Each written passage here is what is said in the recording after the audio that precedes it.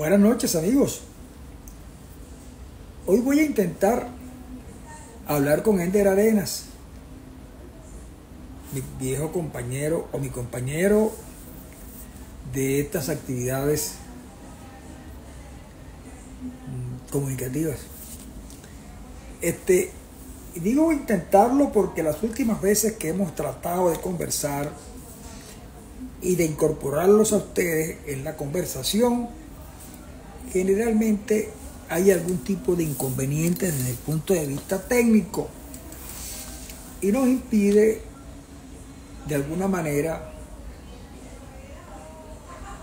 indagar un poco en lo que puede ser la opinión de un investigador, de un observador de la política venezolana y de la política internacional. Ender Arenas, que es a quien me estoy refiriendo, es sociólogo egresado de la Universidad del Zulia en la primera promoción de sociólogo. Yo, sin que medie la admiración que siento por él y el gran respeto intelectual que también siento por sus trabajos, diría que es uno de los mejores sociólogos egresados de esa universidad, de la Universidad del Zulia, donde él fue junto con otros, entre los que puedo citar a Rafael Parra, Coromoto de Garra, Thais Prieto, Argenis Ortiz, David Chávez y otros más, Daniel Borges. Crearon esa escuela, una excelente escuela de sociología adscrita a la Facultad de Ciencias Económicas y Sociales. Con Arenas, ustedes saben que es lo que me liga, he trabajado con él, he conversado con él en la radio, en la televisión, y como estamos un poco ya bastante fuera de Venezuela, hemos tratado de mantener la conversación a través de las redes. En este caso usamos Instagram, pero quiero decirles que este programa, esta conversación, este podcast que hacemos Arenas y yo, o esta conversación en vivo, la hacemos en Instagram, en la cuenta de Francisco Rojas, que ya usted la tiene en la pantalla, pero también la hacemos Global TV, en su canal YouTube, la pone allí también una vez que termina el programa. Y yo a veces también la coloco en las redes. Con Arenas quería conversar la vez pasada sobre un tema que a mí me apasiona mucho, que tiene que ver con la fidelidad. Y como sé que a Arenas también le interesan esos asuntos, sobre todo porque además nos permite cierta libertad, y además de la libertad de conversar, de hacer un poco de humor, pero desgraciadamente la vez pasada no pudimos conversar, y tal vez hoy tampoco lo hagamos, porque lo que está en el ambiente son dos o tres cosas importantes. Una, por ejemplo, que yo quería conversar con él porque sé de su fanatismo por el equipo de Barcelona, el Barcelona Fútbol Club, que ayer una actuación, digamos, memorable, derrotó a su rival en el fútbol español, el Real Madrid. Y hablar con Arenas acerca del Barcelona es interesante.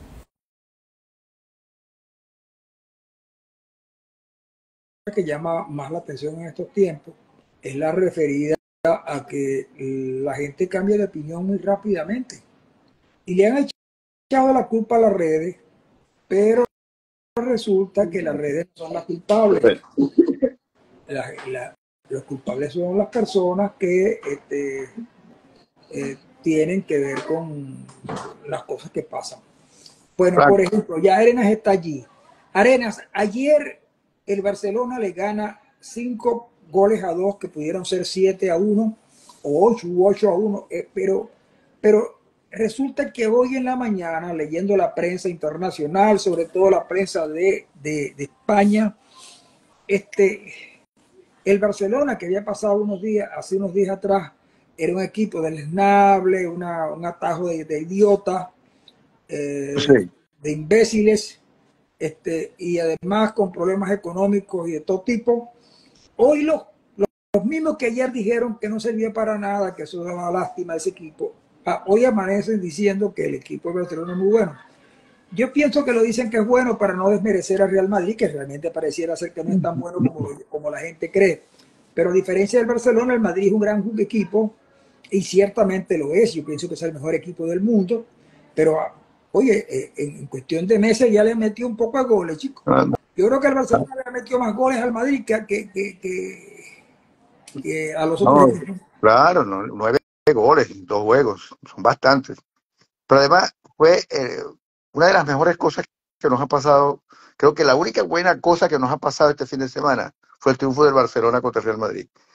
Fue una especie de bálsamo para el duelo que obviamente, por lo menos yo tenía, ¿no? Y una cosa extraordinaria. He visto el juego como 2 o 3 veces más, completo además. Pero Y, cuando el y- Barça pierde, cuando el Barça pierde no lo no, ves no, no, tantas veces, ni lo veo. ni lo ves. Cuando, bueno, Ahora, la gente me dice, oye, ¿cuándo le vas a preguntar a Arena qué fue lo que pasó en Venezuela el día 10? Este, y yo me atreví a decirle, bueno, hoy voy a conversar con Arena en la noche y tal, pero le quería decir a él y a otras personas más que si se tratara de un juego de fútbol o un juego de béisbol o tal vez un juego de tenis, yo diría que en la confrontación del juego del día 10, sin que medie fanatismo alguno, yo diría que lo que quien ganó ese enfrentamiento fue la oposición, porque pusieron al gobierno en una situación verdaderamente delicada. Y cuando tú ves el análisis que se hace de la toma de posesión de Maduro, entonces mucho más. Entonces digo, ese round, como el round del 28 de julio, lo ganó la oposición. Viene ganándole poco a poco y construyendo una fuerza que es prácticamente imposible de batir en cualquier terreno que no sea el de la violencia. ¿Qué piensas tú, Arena? sí, desde que el día 10 la imagen que se me vino a la cabeza, después de los acontecimientos, de todo lo que pasó, me vino a la cabeza una tarde o una mañana que estábamos en María María, estábamos sentados nosotros dos con María otra María es un gente restaurante de Maracaibo, muy bueno, de por cierto. Maracay. Sí. Estábamos los dos sentados en ese restaurancito en el que íbamos a desayunar toda la mañana con otra gente. Y ahí estábamos hablando de la derrota que habíamos sufrido en las elecciones regionales con las candidaturas ¿cómo se llama?, de la oposición. Y yo recuerdo que en esa ocasión, mientras todo el mundo andaba con el ánimo caído, nosotros dijimos, no, pero no es para morirse, no es para caerse de rodillas, y hay que alimentar otra vez las candidaturas. Y creo que esa vez propusimos que Evelyn de Rosales debería lanzarse para las elecciones. Hicimos una campaña y resultó que Evelyn se lanzó y ganó las elecciones. Y el viernes, después de que la gente andaba deprimida, qué sé yo dije, pero la gente realmente pensaba, y la gente piensa que la democracia es un regalo. Mira, aquí está la democracia, tómela. No, la democracia hay que pelearla, hay que sufrirla, y cuando más cerquita parece que está, se nos ha alejado. Cada vez que la tenemos cerquita, se nos ha alejado. Y a veces gente con sarcasmo, gente con chistes de mal gusto sobre la propia la María Corina, que yo creo que el liderazgo de María Corina habría que mantenerlo, habría que apoyarlo, habría que mantenerla allí, porque es realmente lo único que tenemos hasta ahora. Y evitar que los normalizadores, que hay muchos, me refiero a los Capriles, a los Rosales, me refiero a ese sector, que son normalizadores del régimen, evitar que prácticamente deterioren el liderazgo que hasta ahora ha construido María Corina desde cero. La labor de María Corina ha sido como la que Rosales hizo, ¿te acuerdas? Donde la oposición andaba sin músculo, andaba realmente flácida, y la candidatura de Rosales lo puso en 37% en aquella ocasión. Apareció la oposición. Bueno, esta vez fue igual. El liderazgo de María Corina hizo de la oposición una oposición más fuerte que Sí, nunca.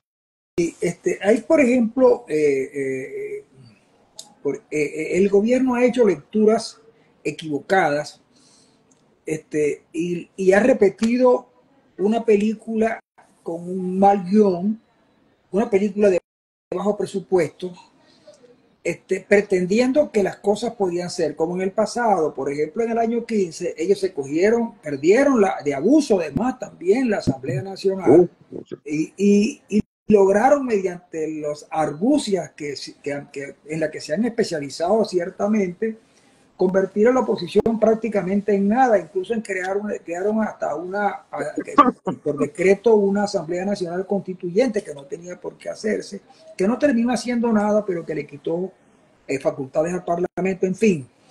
También pensaron que la situación iba a ser igual o similar a lo de Guaidó, en el sentido de que Guaidó se proclamó candidato presidente porque supuestamente habían elementos legales que le permitían hacerlo. Eso tuvo también su fundamento, a pesar de que no fue una experiencia exitosa.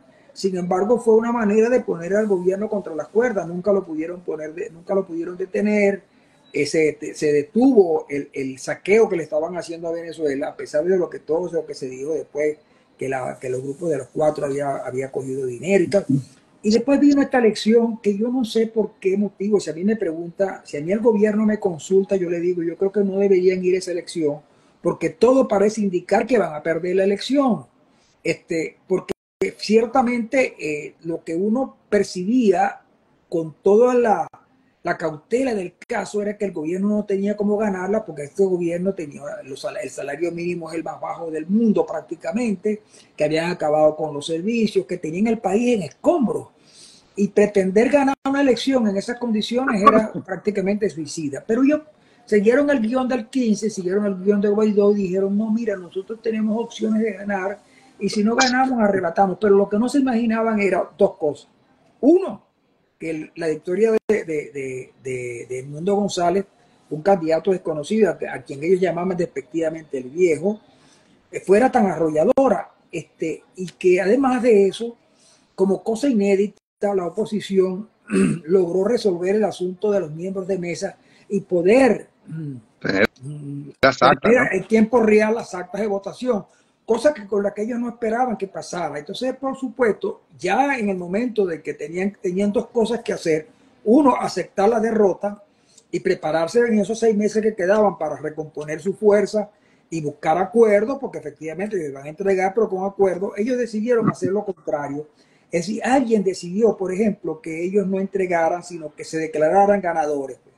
Pero para declararse ganadores, ellos le dijeron, ustedes se declaran ganadores, nosotros mañana, pasado mañana, creamos las actas. Pero después se dieron cuenta que la probabilidad de crearlas era muy difícil, pero ya estaban ensartados en la cuestión.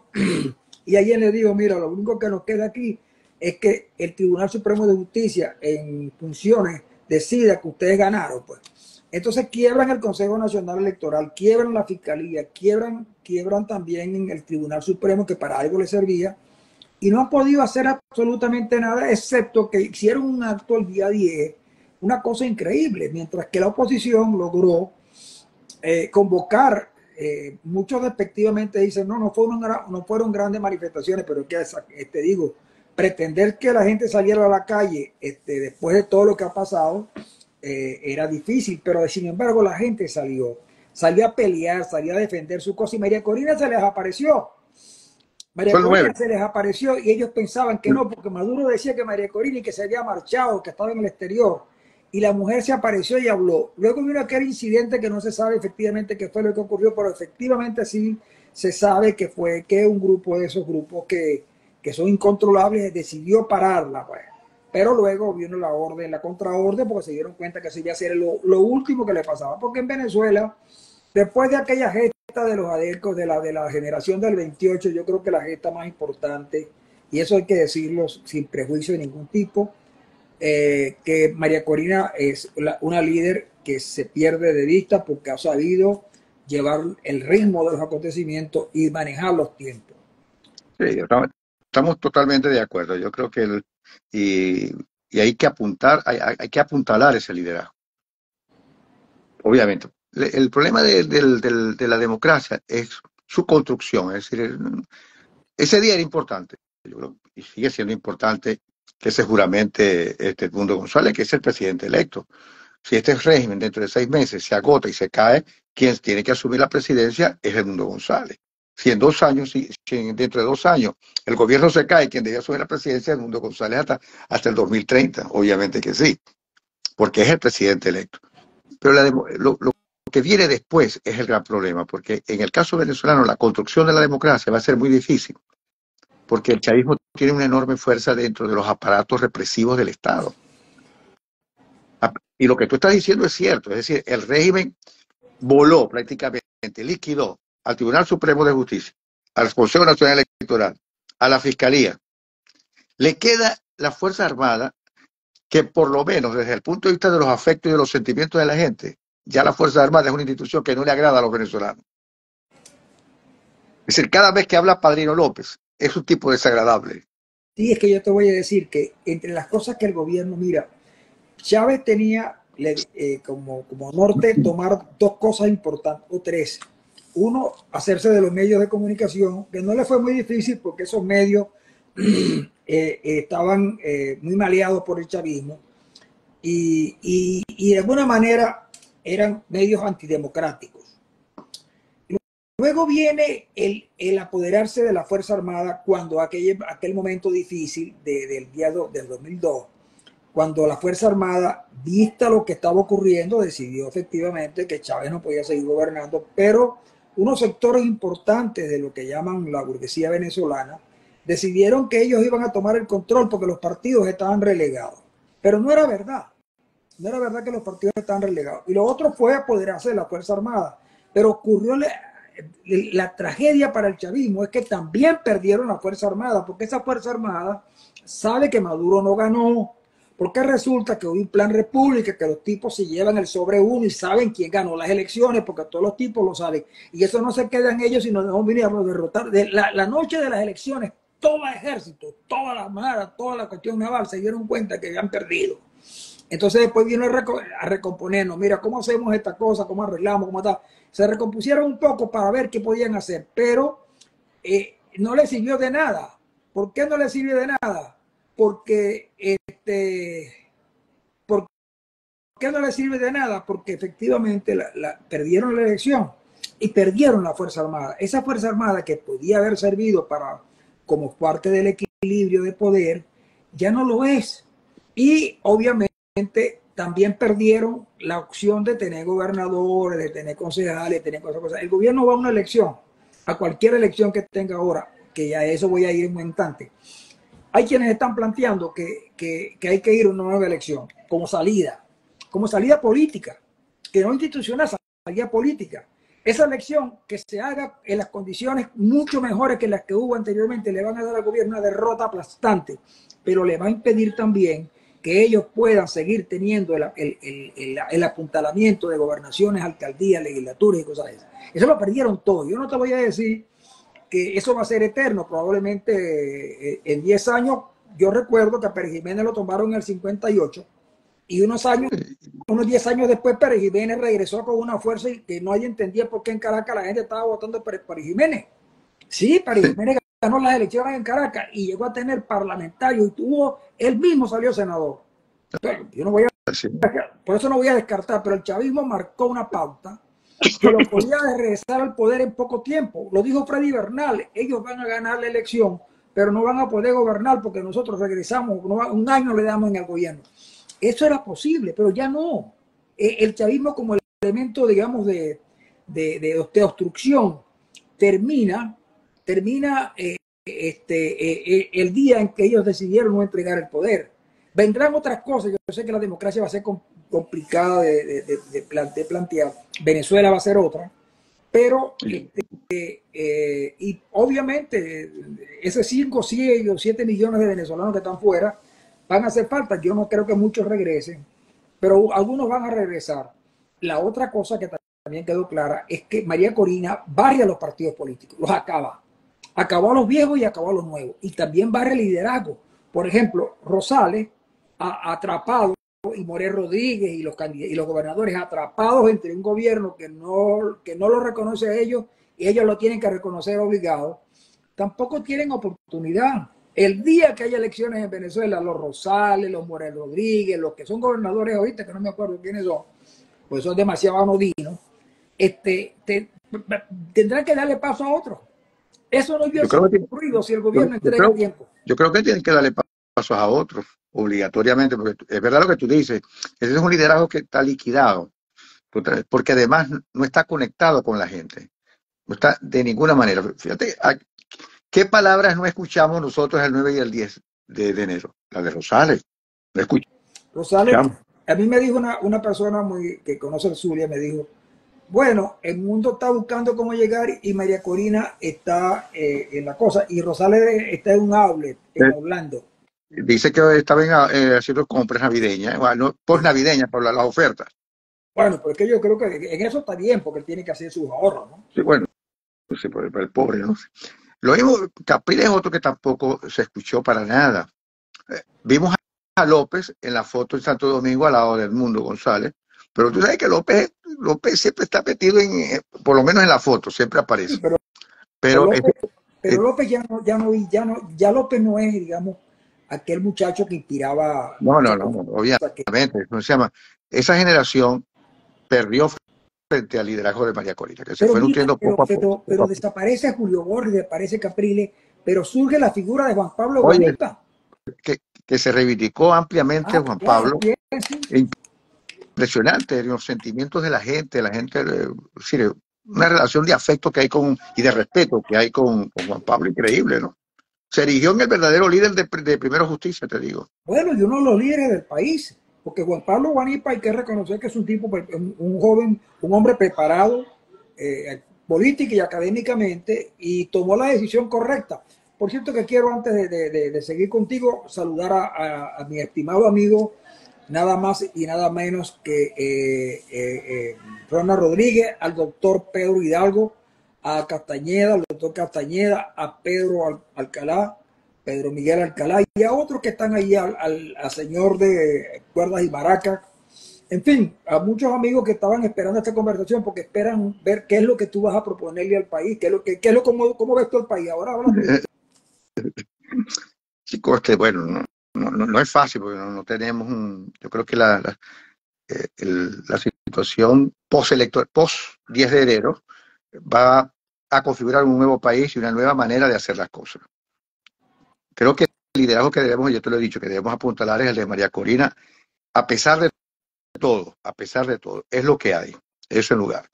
Yo creo que el gobierno, el gran éxito del gobierno es que construyó que la relación entre la política, la relación qué sé yo, entre la vida y la muerte en Venezuela en este momento es hacer política.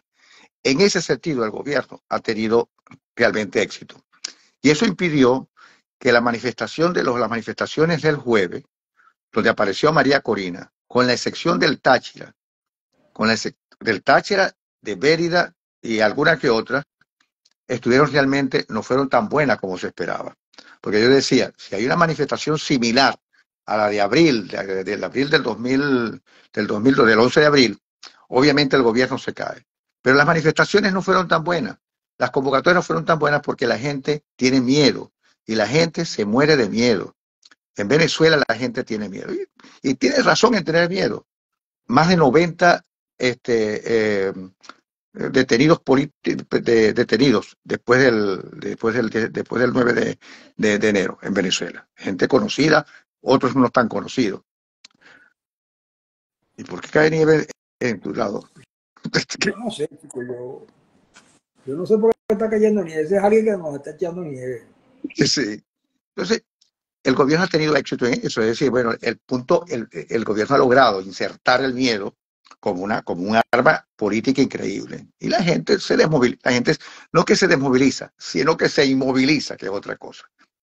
De allí el afán de María Corina de decir, mira, que el miedo le tenga miedo al miedo, ¿no? Porque es verdad. Y es necesario entonces reconstruir todas las narrativas. Yo creo que estamos en un buen momento, como dices tú. Yo creo que la oposición no salió tan mal como la gente cree.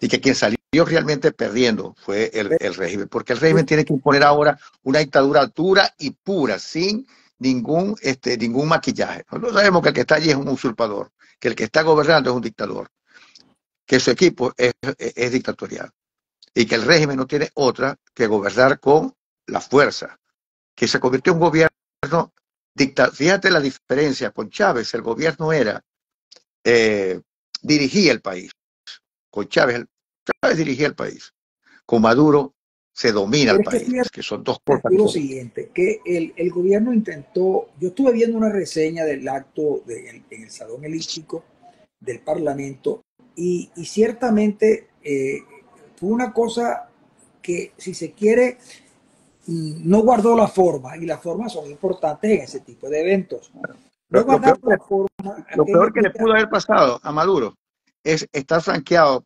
por Daniel Ortega y por Díaz Bueno, Canel. pero precisamente nadie quiere, nadie, y Ortega llega a la reunión tarde, como llegaron a la reunión del partido, llegó tarde y llegó saludando incluso al señor que estaba hablando. Es decir, que fue una cosa que no, protocolarmente no cumplió con lo que ese tipo de eventos reclama. Luego habían convocado una manifestación de no sé cuántas cuadras y no hicieron nada. Es decir, todo fue como si el gobierno supiera que eso no, que esa juramentación no tenía ningún valor. Una bolsa. No tenía ningún valor, y entonces, al no tener ningún valor, ellos la dieron por buena. Pero ciertamente esa es una de las razones que me lleva a mí a pensar.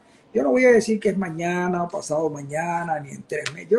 El cierto es que el gobierno no tiene la fortaleza que supuestamente tenía en el pasado. Mira, Y Ronald nos está diciendo que investiguemos al Perú del 2010. No, yo no estoy, yo lo que creo es que Venezuela ha dado unas señales de política y de desarrollo de la política de manera inédita. yo estoy de acuerdo, Mira, yo han estoy de pasado acuerdo yo estoy de acuerdo contigo. Es decir, esta es una nueva, una nueva manera de hacer política y de desarrollarla. Y te voy a decir una cosa, lo peor que nos puede ocurrir, porque yo oigo muchas voces en ese sentido, por lo menos en los medios, en los pocos medios que uno puede ver aquí en Canadá, lo peor que nos puede pasar es caer en el lenguaje, en la narrativa, en la gramática de, por ejemplo, de personajes como Iván Simonovi, que me parece que la propuesta es de una locura infernal, porque todos sabemos, es decir, ¿cómo carajo, chicos, se puede pensar entregar el país a mercenarios para la conquista de la... ¿Qué vaina es esa, chicos? No, porque ahora la salida es la fuerza y porque nosotros tenemos gente contratada. ¿Qué vaina es esa? ¿De dónde sale esa postura? Un sector comunicacional bien fuerte, además, que está en Estados Unidos, ahí mismo en Miami, proponiendo una salida de ese tipo, ¿no? Tenemos un cuerpo de mercenarios dispuestos prácticamente a llevarse por delante a Maduro y compañía, como si el país fuera una cosa, como si los venezolanos pero y la... ¿Ah? ese tipo de planteamiento es derrotado precisamente el día el 28, es derrotado justamente porque nadie, en el pasado nadie quería elecciones, y luego, por supuesto, muchos decíamos que debíamos abandonar la abstención y participar en el proceso electoral, y afortunadamente participaron, pero derrotaron también a las tesis de la invasión, a las tesis de los mercenarios. Ellos tienen que darse cuenta ahora, si no habla de eso Simonovi, ¿de qué carajo puede hablar? Simonovi es Sí, tipo que no tiene nada que decirle a nadie, ¿vale? Simonovi es, y ahora Simonovi es una versión distinta de Pablo Medina, pues, que perdieron la brújula, como la perdió Carratú Molina, como la han perdido muchos que creen que la salida es una salida violenta. Yo creo que lo que mejor le sale al país, independientemente del momento en que estemos ahora, es que hay una transición pacífica, estamos de porque acuerdo. una transición pacífica por lo menos elimina el obstruccionismo que se podría presentar después de un enfrentamiento armado. Eso la gente, a menos que tú aplastes al enemigo, cosa que no va a pasar, que tú crees una fuerza para sustituir policías y fuerzas armadas, y eso no existe ni siquiera en Siria. Lo que pasa es que algunos compañeros, cuando uno dice que en Venezuela hay una cuestión, una manera inédita de resolver su crisis, creen que los venezolanos nos estamos dando de que somos mejores. No, en absoluto. No somos mejores que nadie, solo que la situación se ha presentado de manera diferente y así la han abordado. Fíjate, Venezuela fue capaz de generar una gran manifestación que fracasó aun cuando Chávez abandonó el poder por inconsistencia de lo que se quería hacer. No había propósito alguno definido en cómo hacerlo. Y luego vienen las elecciones, luego vienen las elecciones del 15, se ganan, pero tampoco había política, porque los tipos prefirieron, Henry Ramos llegó a decir una cosa insensata: en 6 meses Maduro está afuera, ya no sabía cómo era eso, se pensó que tenían el apoyo a la gente, y luego vienen con lo de Guaidó, también se llenaron de esperanza, porque efectivamente el gobierno sintió que le ladraron en la cueva. Pero esta es una cosa diferente, pero es tan diferente que mucha gente decía que el camino era la lucha armada, y el camino fue electoral, y lograron el triunfo, porque lo que dice que había que decir correcta. Ahí es donde yo me refiero a que en Venezuela la cuestión es inédita. No, Ronald, yo no creo que los venezolanos son en el ombligo del mundo. No lo son, ni lo fueron, ni lo van a hacer nunca. Nadie apuesta por Venezuela, porque Venezuela es un país importante, sí, porque es la entrada a la América del Sur, y es un país petrolero que tiene recursos naturales que son muy importantes. Pero me refiero a la crisis que como se ha abordado. Y fíjate tú que sin mucha violencia María Corina desplaza a los liderazgos anteriores. Sin mucha violencia María Corina se pone al frente y hace la política. Ya no se trata de que la oposición haga lo que siga a los dictados del gobierno. Ahora es al revés.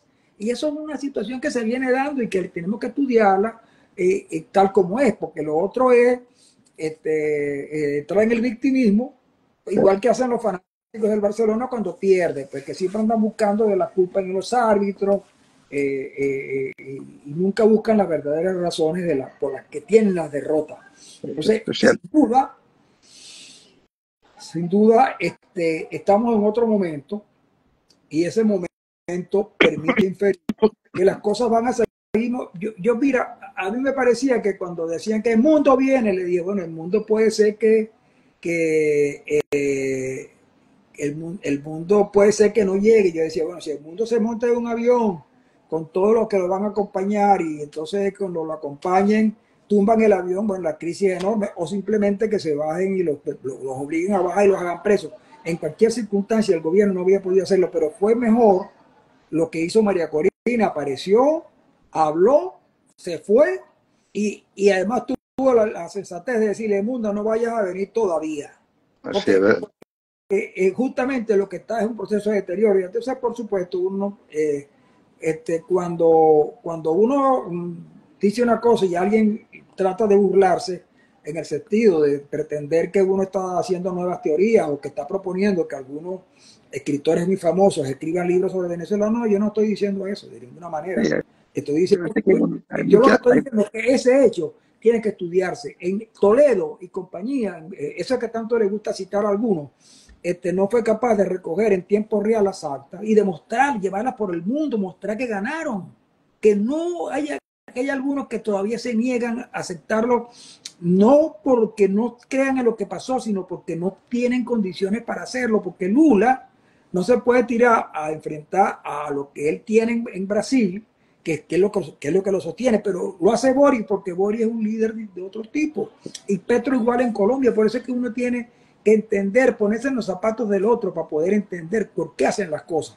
Pero lo otro, burlarse de que uno, por ejemplo, que esperemos que Ana Applebaum y Yuval Novoa escriban un nuevo libro sobre Venezuela, es como burlarse, es un poco también como burlarse de uno, ¿no?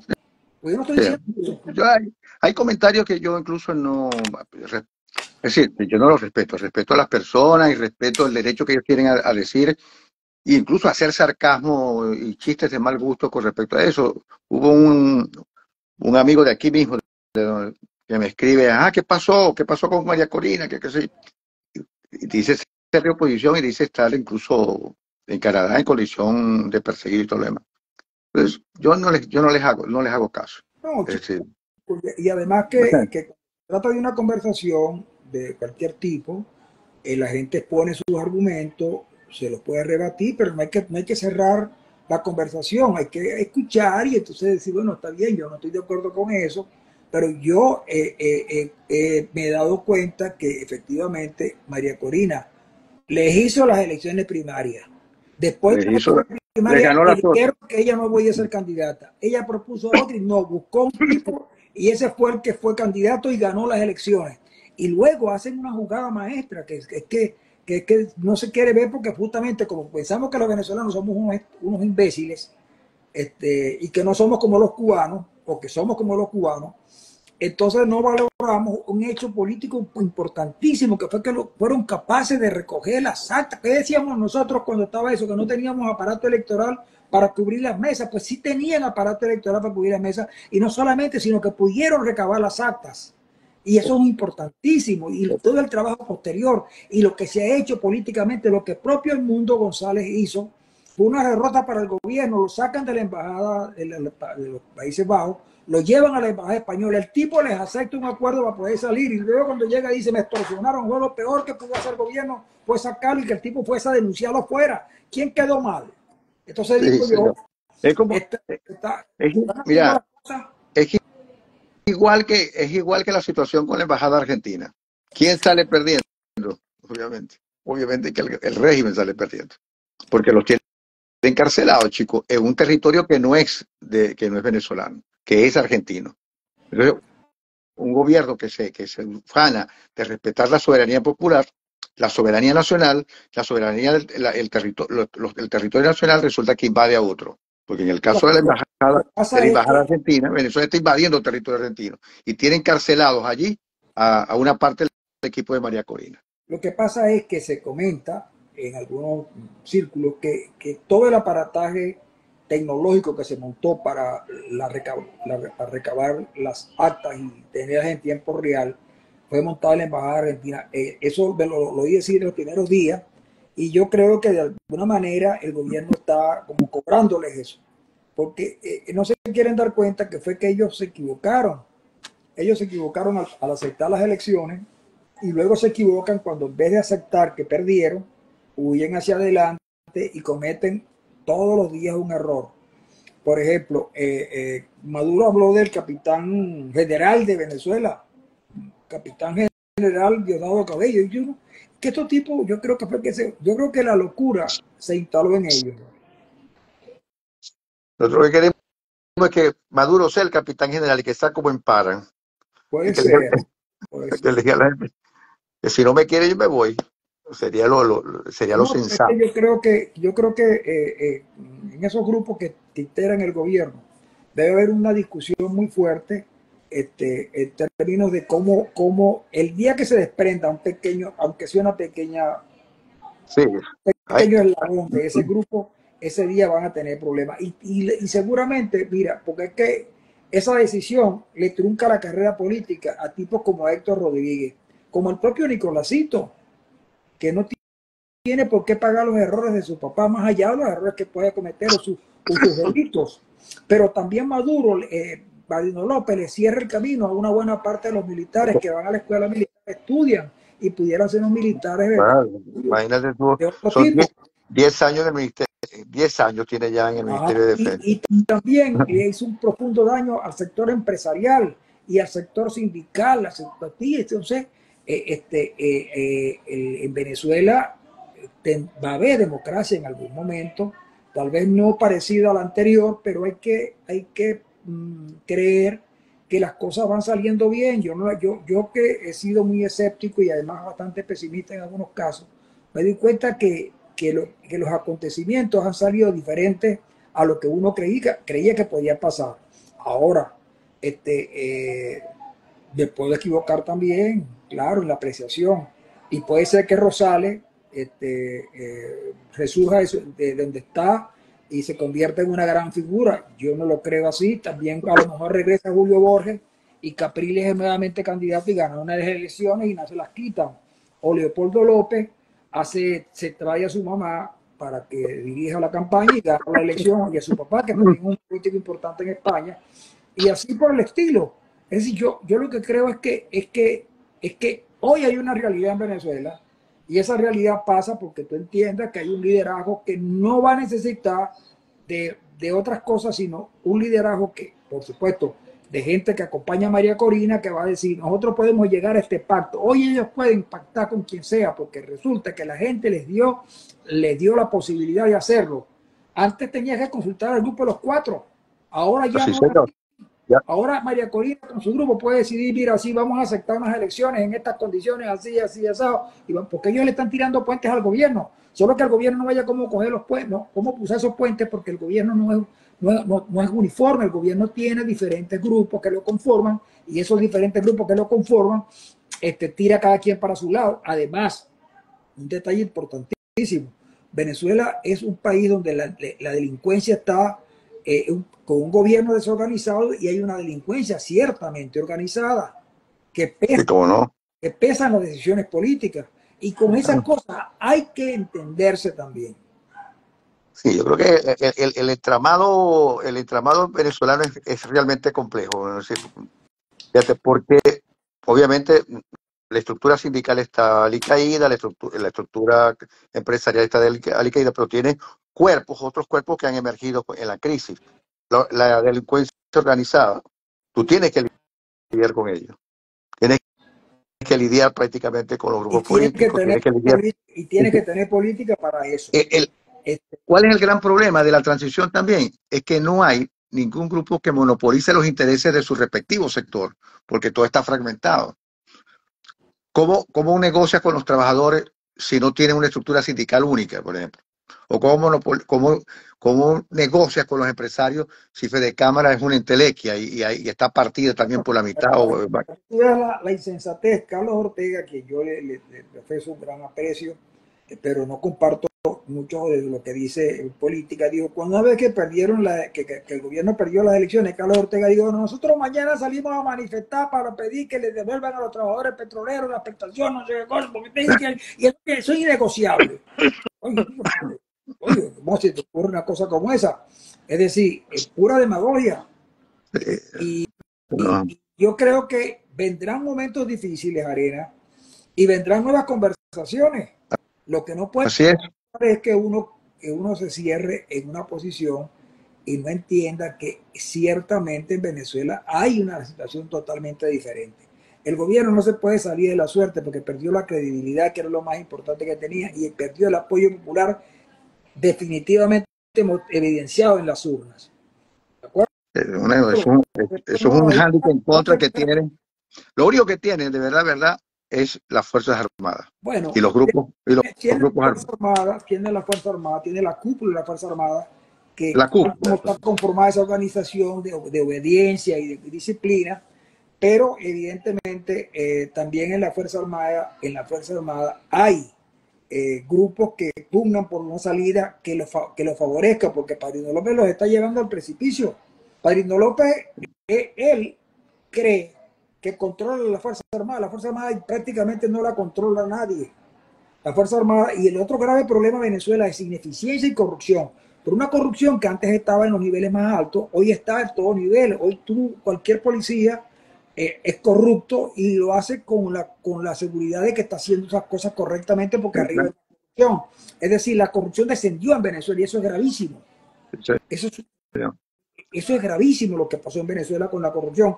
Ahora, ese cóctel explosivo de corrupción e ineficiencia no permite que uno diga, oye, es posible recomponer al gobierno. El gobierno no se puede recomponer más. No, no, Y ya no tiene posibilidad alguna de lanzar un candidato que atraiga a nadie. Y hay quienes están planteando que es posible convocar una elección para finales de año, a mediados de año, en otras condiciones, por supuesto, y que para buscar la salida de la transición. Eso hay que estudiarlo. Yo no digo que esa sería una salida, pero hay que estudiarlo y eso dejaría eso tendría el apoyo de todo el mundo, pues. Incluso de los grupos de los países que hoy apoyan a Maduro. Una salida de ese tipo para no salir derrotado. Hay una elección popular, la perdieron, eso puede ser y yo creo que a eso no hay que oponerse. Ahora hay que esperar que dicen los que tienen, que se sienten con todo el poder y que en definitiva pueden, y lo han hecho hasta ahora, que ellos solo han marchado solos y poco se dice. Fíjate tú que no ha habido una declaración contundente por la detención de Enrique Márquez, que yo creo que jugó un papel estelar en los momentos decisivos de la elección y nadie está diciendo nada. Y supuestamente como preso jugó un papel importante en la decisión de Petro definitivamente de no ir él personalmente. Bueno, Sino, ya el bueno, canciller colombiano había anunciado eso, pero efectivamente yo creo que hay que liderar un gran movimiento por la defensa por la libertad de Márquez, si es que todavía está detenido, ¿no? de Márquez y de, ¿cómo se llama? De Roland Carreño y Claro, de todos los presos políticos, pero en particular de Márquez, porque Márquez fue una figura que emergió prácticamente, no de la nada, pero sí emergió en un momento en que el país lo necesitaba. Y cuando faltó la suficiente hidalguía por los ganadores de convocar un gran frente nacional por defensa de la democracia, todos ganamos. Aunque fuesen muy pocos los candidatos presidenciales que se tuvieran adherir a eso, pero además al final tuviste la decisión del Parlamento venezolano donde no hay ninguna voz discordante. Bueno, Arena, dejemos esto por ahora y nos vemos un próximo día.